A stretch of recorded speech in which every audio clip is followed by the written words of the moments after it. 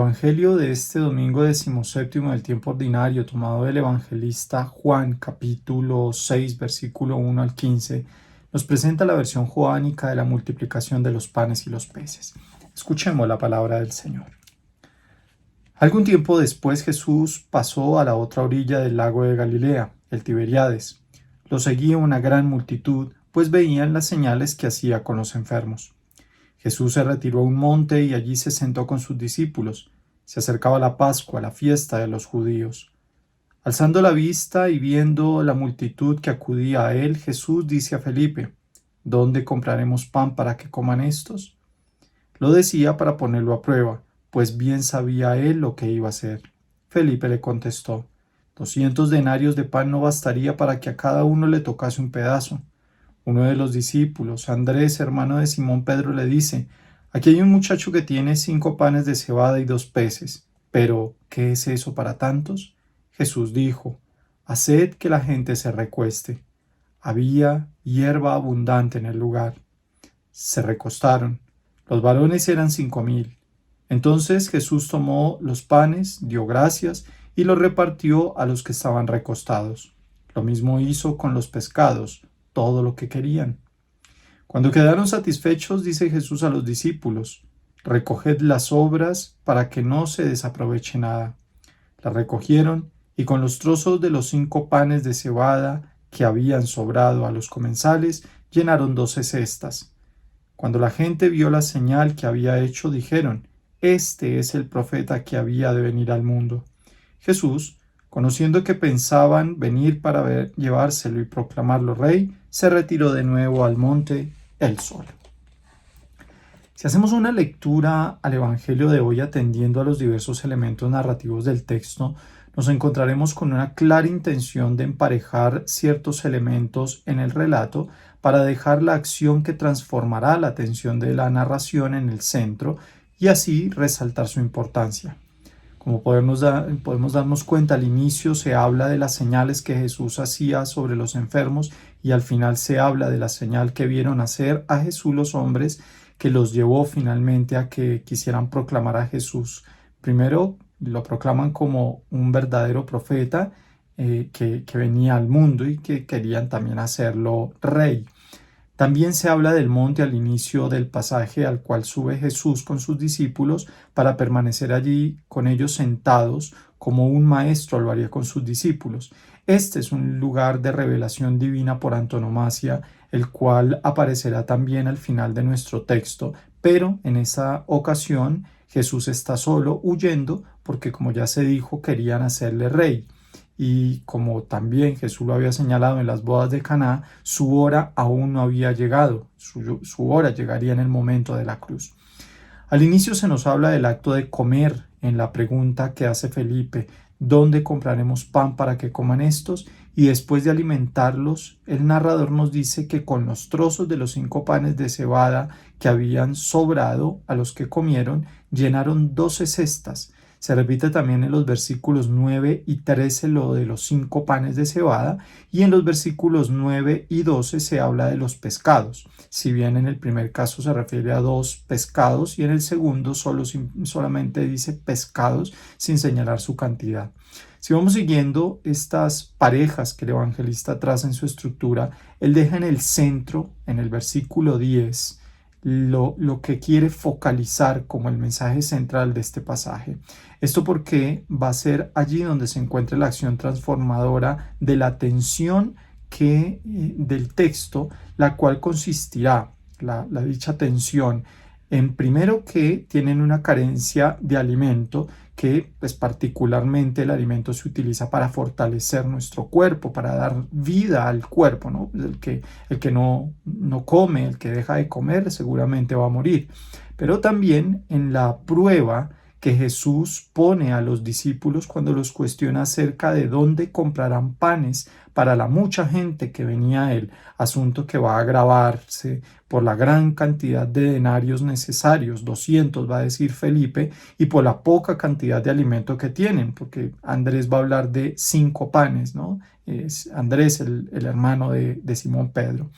Estos dos discípulos, Felipe y Andrés, aparecerán al inicio también del Evangelio cuando Jesús llame a sus primeros seguidores y sus nombres son nombres griegos que quizá deban tomarse como referencia a aquellos gentiles que se harían discípulos de Jesús y que seguramente ya hacían parte de la comunidad a la que Juan va a dirigir su Evangelio.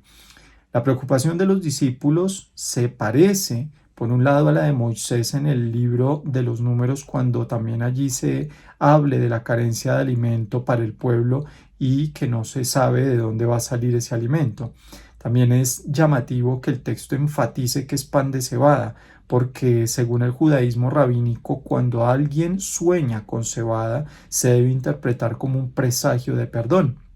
Los panes de cebada también harán referencia a la escena en la que el profeta Eliseo en el segundo libro de los Reyes alimenta a la comunidad de profetas con 20 panes de cebada traídos por un hombre desde el territorio del norte de Israel. Curiosamente, esta ubicación geográfica nos hace recordar a la samaritana, quien también venía del norte de Israel, como nos lo dice el capítulo 4 de Juan, y que no sabía de dónde procedería el agua que le ofrece Jesús para beber, así como estos discípulos desconocen también la procedencia del alimento para la multitud.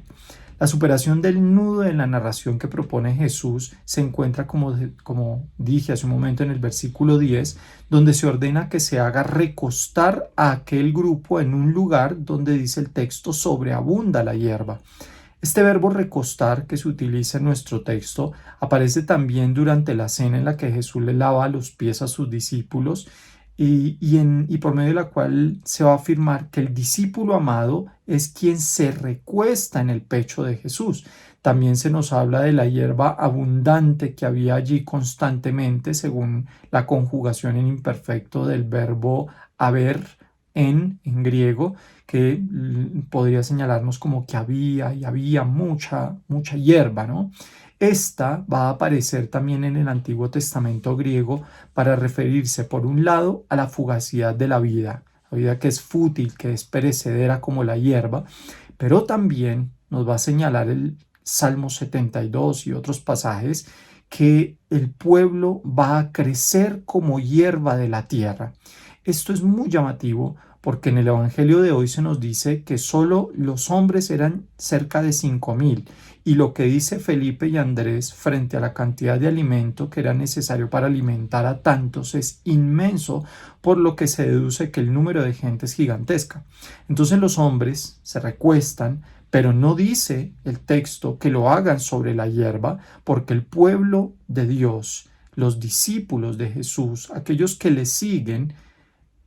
que es un pueblo que va a venir de muchas partes y de muchos rincones de la tierra, incluyendo a los mismos gentiles que inicialmente no pertenecían al pueblo elegido, están llamados a recostarse, pero, como lo va a decir Juan en la cena del lavatorio, en el pecho de Jesús como discípulos amados, y Él se convertirá en el alimento verdadero, el alimento que sobreabunda, el alimento del perdón y especialmente el del discipulado, que es el pan que da vida eterna, como lo dirá más adelante Jesús en el mismo capítulo 6. La vida de aquel que sigue a Jesús y se hace su discípulo amado ya no es fugaz como la hierba, sino que es eterna, porque ha comido pan vivo bajado del cielo. En el caso del Evangelio de Juan, a diferencia de los sinópticos en la multiplicación de los panes, Jesús mismo, después de hacer la acción de gracias, es quien da de comer a los que están recostados. No lo hace por medio de los discípulos, ya que para Juan, nadie puede hacerse seguidor de un discípulo, sino seguidor únicamente de Jesús, pues solo Él es quien da el pan del discipulado al verdadero y único, a los verdaderos discípulos, y Él como verdadero y único maestro, que es alimento que da vida eterna. De lo que se trata es de confiar más en Jesús, pero no tanto en las fuerzas propias, como lo pretendían hacer Felipe y Andrés, quienes muestran la evidente carencia de la que ellos son objeto, ya que como discípulos solo pueden recoger las sobras del pan que quedó, pero con este gesto justamente Jesús les muestra a Felipe, a Andrés y a los demás seguidores que el pan del seguimiento a Él, que les ofrece es sobreabundante, que alcanza para todos, tanto para los judíos como para los gentiles, representados aquí también por medio del número 12, cuando se hace referencia a las canastas en las que van a recoger los sobrantes, mostrándoles así que la vida no se encuentra en el pan material como lo proponen Andrés, ni se consigue a través del dinero como lo dice Felipe, ni mucho menos en poner la confianza en un sucedáneo de maestro, sino que se halla en el pan que viene del cielo, que es Jesús, el único que puede dar vida eterna y por medio de quien se supera la fugacidad de la vida terrena. El signo que Jesús ofrece no es un simple milagro como lo entendieron los que con él estaban, sino que el gran signo de Jesús es la entrega de sí mismo como alimento que da el perdón y la vida eterna, el cual se da en el momento de la cruz, cuando llegue la hora de la manifestación de Jesús como el Rey Hijo de Dios y no simplemente como un profeta, por lo que este texto de hoy es un preámbulo a la entrega de Jesús en la cruz, a la llegada de su hora en la que perdonará los pecados de la humanidad y dará vida eterna a aquellos que sean sus discípulos amados. Pues hermanos, alimentémonos hoy de Jesús, siguiéndole con fidelidad como verdaderos discípulos amados, pues solo Él es el pan que nos da el perdón y el pan que nos brinda la vida eterna. Feliz domingo para todos.